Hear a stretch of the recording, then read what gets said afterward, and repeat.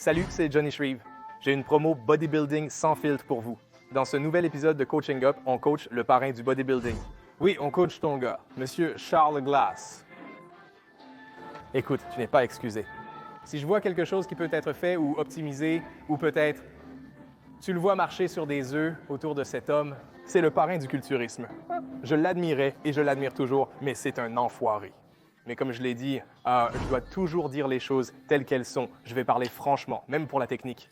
Dans cette vidéo, je dois souligner certaines choses parce que je dois le faire. Je dois le faire. Bref, on regarde Raphaël Brandeo, physique absolument phénoménal, super culturiste. J'espère le retour de Raphaël Brandeo cette année pour une séance de dos. Quelques exercices sont à modifier, selon moi. Si vous voulez le faire, allez-y. Mais regardez bien, il y a sûrement mieux à faire et je vais vous montrer pourquoi vous ne devriez pas. Ne le faites pas. D'accord, ne le faites tout simplement pas. Bref, commençons ici. Ouais, j'ai des compétences, je le fais pour le frisson, je suis sur la route du succès. Extra, extra, lisez tout sur moi, le Trump d'aujourd'hui. D'accord, donc on fait tirage derrière la nuque, donc tout va bien. Alors, on va regarder cette série ici.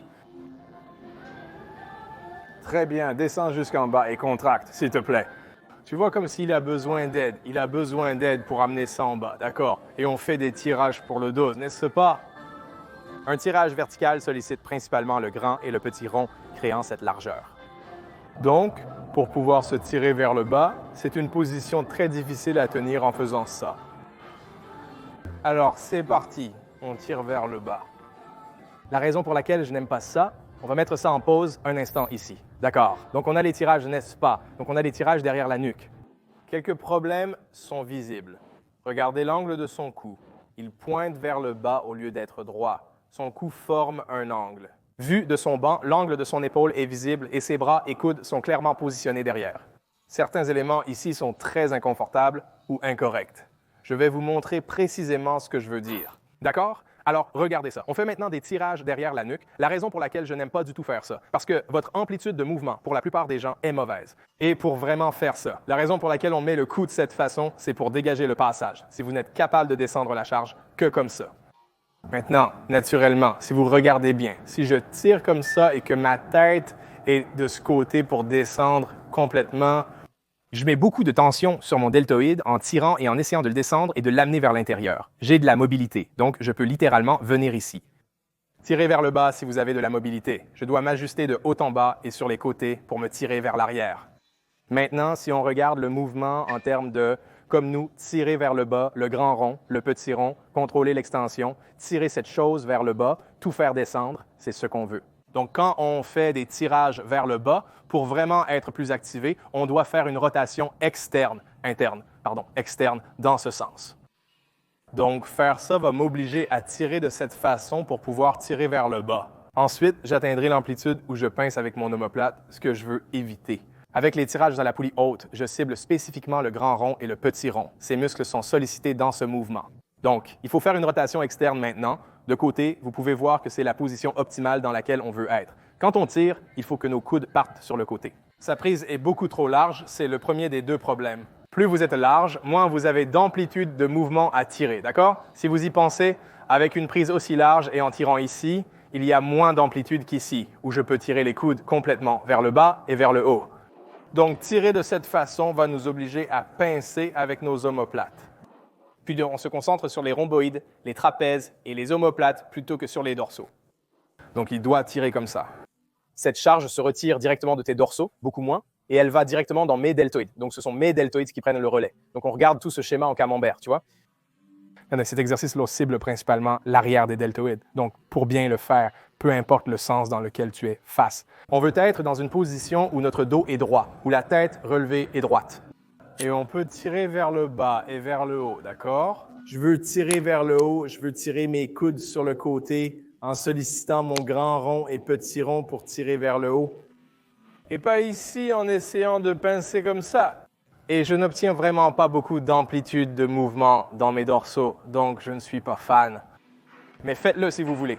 Revenons-y encore une fois. Yo les gars, quoi de neuf? Beaucoup d'entre vous regardent les vidéos sans être abonnés, alors faites-moi une faveur. Abonnez-vous à la chaîne et activez aussi la cloche de notification. Comme ça, la prochaine fois que je poste une vidéo, les premiers seront au courant. J'espère que vous aimez mes vidéos. Dans tous les cas, appuyez sur le bouton like pour moi. Retour à l'émission. Donc, genre, on doit aller ici. Et on serre. Tu veux serrer vers le bas, c'est ça? Serrer où? Ressens l'élan qui descend et qui serre, puis l'élan et ensuite la contraction, c'est ça? On ne veut pas que nos omoplates se resserrent quand on fait des tirages vers le bas, n'est-ce pas? Souviens-toi de ça. Si on fait des tractions verticales, on ne veut pas que notre omoplate se rétracte. On veut que notre omoplate se rétracte. Quand on fait des tirages penchés, des tirages assis, n'importe quel mouvement de tirage, on veut tirer et que nos omoplates se rétractent. Ramenez tout en arrière, sans tirer vers le bas, car ce n'est pas nécessaire et cela réduit l'amplitude de mouvement. On doit le faire correctement. Pour ouvrir davantage les dorsaux, notamment le grand rond et le petit rond, il faut effectuer une rotation externe. Il y a probablement des gens qui s'y connaissent en botanique qui vont réagir. C'est un mauvais conseil, donc je dois me calmer pour ça. C'est un mauvais conseil, non? Tu veux être optimal, tu veux mettre la charge sur tes dorsaux pour te rendre plus large. Ensuite, on tire vers le bas et on laisse nos omoplates ouvertes, pas rétractées. Bref, d'accord. Il donne des indications pour pousser vers le bas, non? Maintenant, regarde la position dans laquelle il est. Comment pourrais-je vraiment me mettre dans cette position avec la barre derrière ma nuque? Ce serait idéal pour des tirages classiques. On ne fait pas des tirages classiques, mais derrière la nuque, donc cette position est impossible et n'a aucun sens. Donc, il enseigne ça, ce qui est bien, mais c'est Charles Glass. Il va faire des trucs très old school et aussi des trucs très modernes. Il utilise principalement des techniques modernes, ce qui n'est pas une situation idéale. Si tu as besoin d'aide pour faire l'amplitude complète du mouvement, ces deltoïdes postérieurs sont presque épuisés. Ils ne peuvent plus se rétracter, n'est-ce pas? C'est un exercice difficile pour tes deltoïdes postérieurs. Tu peux arrêter maintenant. Encore une fois, ce n'est pas la position idéale pour exécuter ce mouvement. La tête est mal alignée, les coudes sont tirés vers l'arrière, suivant les omoplates. La charge n'est plus sur les dorsaux ni le grand rond. Les dorsaux sont relâchés. J'en ai marre de dire grand rond, petit rond, bon sang. La douleur n'est plus sur ses dorsaux, mais sur ses deltoïdes, son cou et son tronc. Ce n'est pas là où elle devrait être. Faites place, j'arrive, ils veulent voir mes capacités. J'ai du talent, je le fais pour le frisson sur papier. Alors, on s'est fait essentiellement retirer unilatéralement. C'est ce que Charles Glass enseigne. N'est-ce pas? C'est ce que Raphaël va faire. Donc, on a le banc incliné ici, d'accord, on a nos pieds relevés, en gros, en position de rocher. C'est un tirage, à 100%, c'est un tirage. Est-ce que c'est un bon mouvement à faire? 100%. C'est une excellente initiative.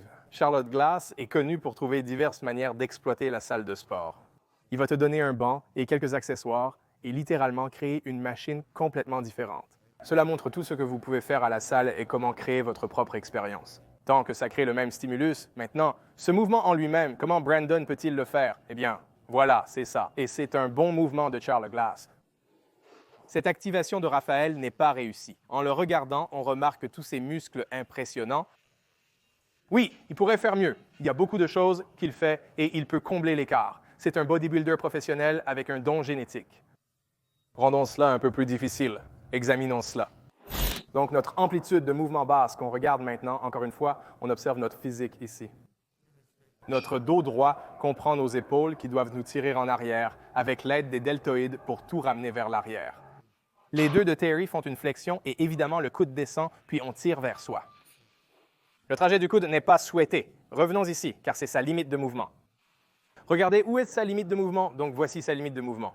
Maintenant, si nous voulons tirer le maximum de ce mouvement complet, il faut que tout son corps s'ouvre complètement.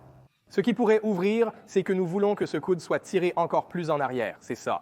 Plus le coude va en arrière, plus les dorsaux travaillent et sont poussés vers le bas.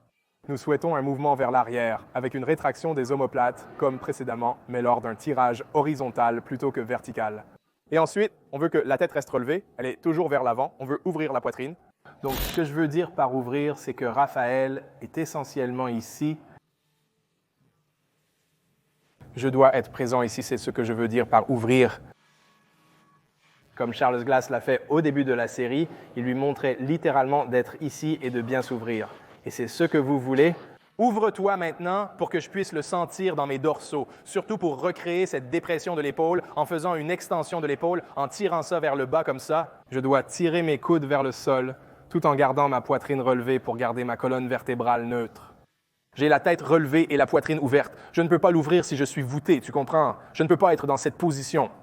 Ma poitrine et mon dos sont ouverts. Je ne peux pas vraiment me rétracter aussi bien qu'ici. Et ce qui est amusant, c'est que l'indication aurait dû être la même pour Charles Glass, je dirais. Si tu fais une pause double biceps de face ou de dos, pour pouvoir t'ouvrir, tu dois ouvrir ta poitrine. Tu ne peux pas faire une double biceps de dos comme ça.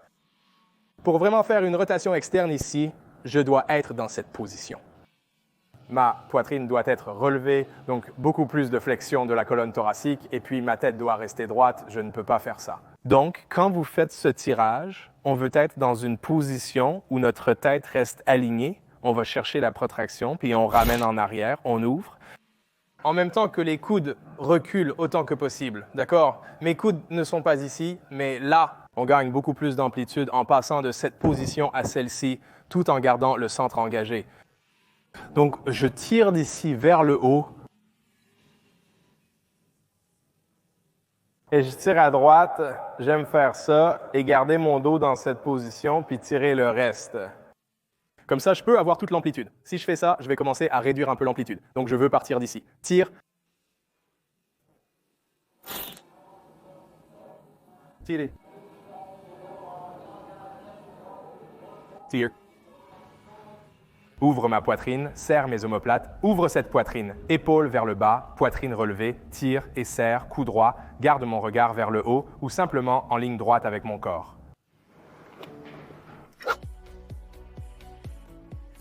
Je retourne à Cali, Los Angeles, pour mon premier camp d'entraînement en direct de 2 jours, le camp Coaching Up, qui se tiendra au Flex Gym Woodland Plaza en avril. Les 23 et 24. Devinez quoi, les gars? C'est seulement ouvert à 25 participants, parce que je veux que ce soit très intime. Nous allons faire 2 jours complets d'entraînement. Les bases, la technique, la mobilité et la nutrition pour un équilibre énergétique optimal afin de vous aider à gagner du muscle, perdre de la graisse et devenir un athlète de training fonctionnel performant.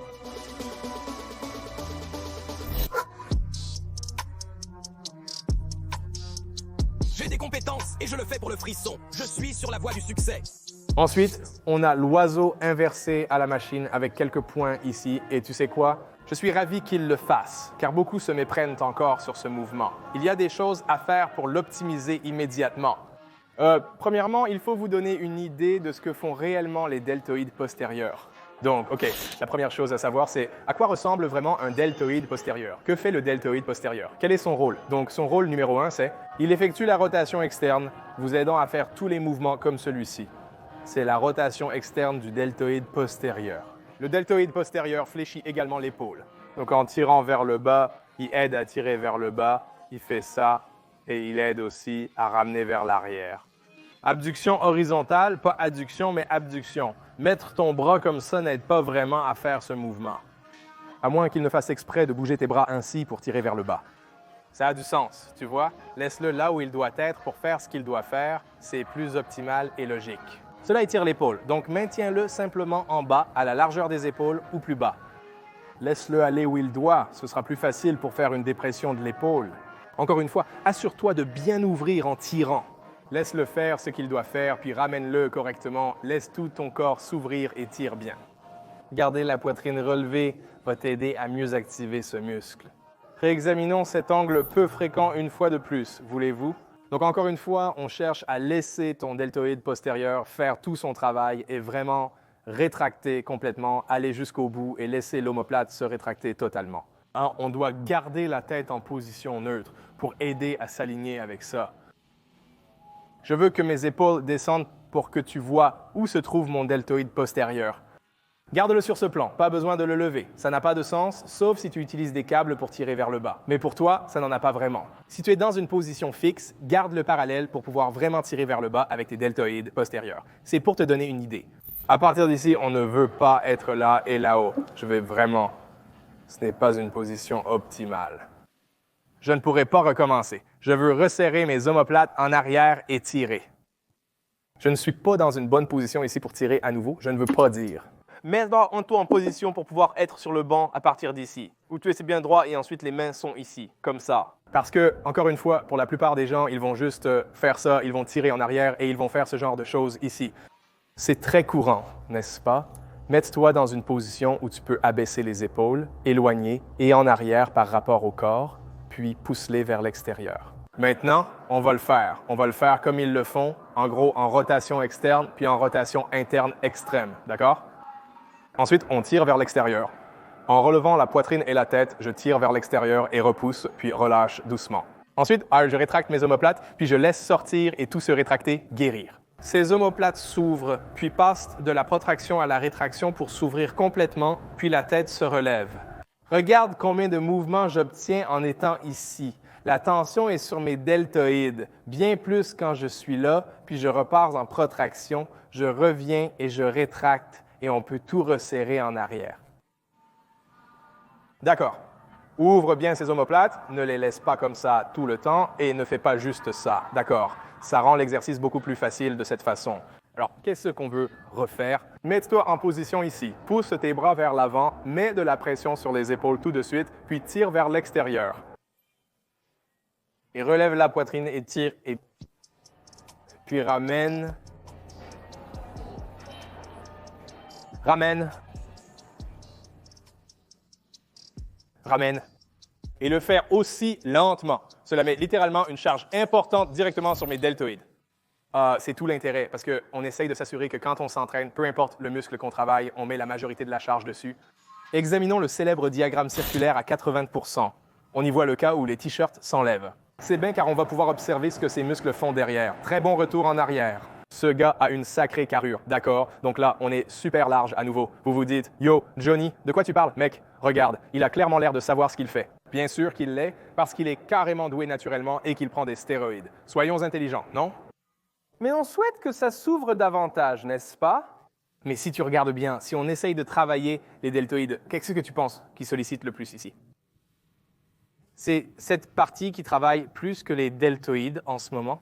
Je ne sais pas si c'est ce qu'il essaye de faire, mais si son but avec cet exercice, c'est de cibler ce muscle, ce n'est pas le bon exercice à faire. Tu veux ramer avec ce muscle ou hausser les épaules avec ce muscle. Tu veux ramer ou hausser les épaules. Les trapèzes servent à nous faire bouger. Et en gros, on veut faire ce mouvement pour cibler nos deltoïdes. Mais encore une fois, tout ça prend le dessus. C'est pour ça que tu ne peux pas faire ce que certains de ces gars font, ou même coacher. Parce que, encore une fois, ces deux mouvements sont en quelque sorte contre-productifs par rapport à ce qu'ils essaient de faire. Si j'essaie vraiment d'augmenter l'épaisseur de mon dos, je ne fais pas de pectoraux deck inversés pour l'épaisseur du dos, je fais du pectoraux deck inversé principalement pour mes deltoïdes postérieurs, rien d'autre. Tout le reste, il y a une assistance. Si tu regardes bien, tout ce muscle ici prend la charge. Donc, par exemple, en ce moment, ce serait l'une des situations où ton deltoïde prendrait 20% de la charge et 80% de la charge irait ici. Les muscles stabilisateurs qui doivent être là pour aider lors de la levée. Quand je suis ici, la différence et le fait d'être ici quand je rame, c'est un meilleur mouvement quand on rame. Mais il est dans cette position tout le temps.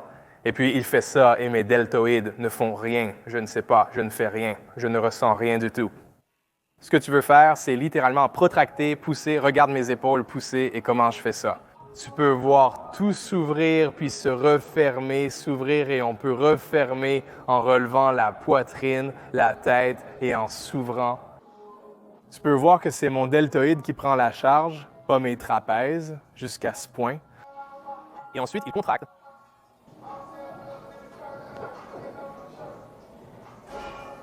C'est là où tu veux être, pas ici en haut et ici. On ne pourra pas atteindre correctement cette position à l'ouverture. J'espère que vous en avez tiré des leçons. Mon travail, c'est de combler le fossé de l'information, de vous faire savoir ce qui est optimal ou pas trop optimal.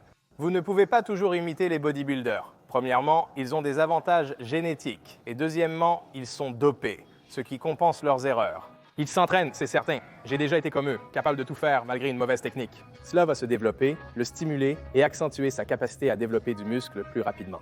Mais quand on est une personne naturelle et qu'on essaie d'éviter les blessures et d'optimiser vraiment les choses, alors il faut s'en tenir aux principes fondamentaux de la biomécanique correcte. En espérant avoir été clair. Si c'est le cas, aimez, abonnez-vous et partagez.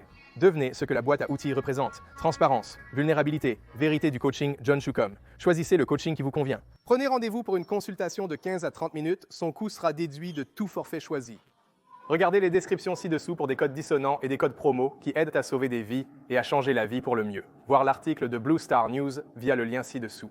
10x de réduction, les gars. Je vais faire une revue complète des compléments que j'utilise actuellement avec eux et une explication plus détaillée de ce changement. C'est génial, c'est super, c'est positif, c'est incroyable. Bref, on y reviendra plus tard dans la prochaine vidéo, de toute façon. N'oubliez pas de me suivre sur Instagram et TikTok. Partagez vos photos et vidéos de progression, j'en repartagerai certaines. Parce que vous savez, c'est ça, le faire attire le faire, parce que ça surcharge votre vie. En attendant, continuez à poursuivre la paix à la salle.